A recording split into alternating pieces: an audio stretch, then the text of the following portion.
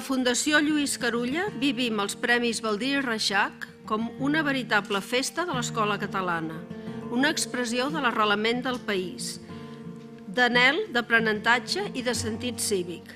I em fa molta il·lusió, primerament, que els premis continuïn, que la participació hagi augmentat, i això és una mostra de que el nostre país està consolidant estructures molt fortes. És un gran honor perquè aquest país ja sabem que s'ha hagut de fer en molts moments i encara ara, i potser en el futur, gràcies a l'esforç, a les iniciatives que han partit de la societat civil.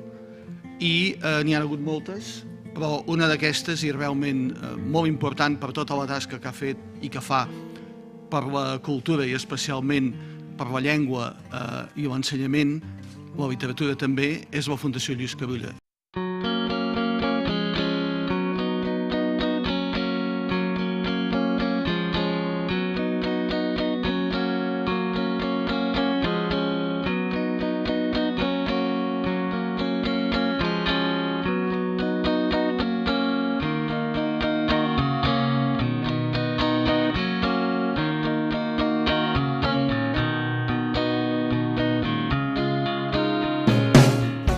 I vaig aprendre també que el model del mestre és determinant.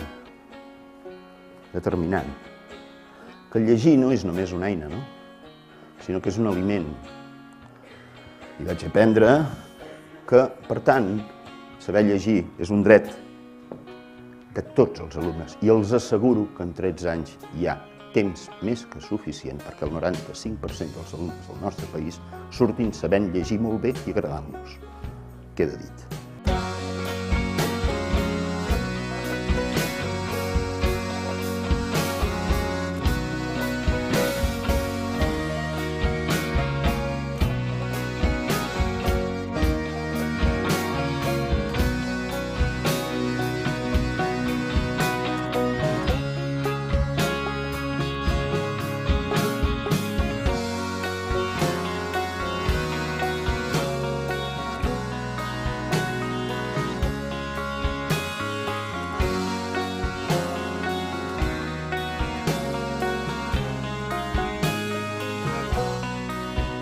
I vaig aprendre que l'escola del meu país o és en català o no és escola. I que escola en català no vol dir només que els mestres s'ho parlin en català, és bastanta cosa més.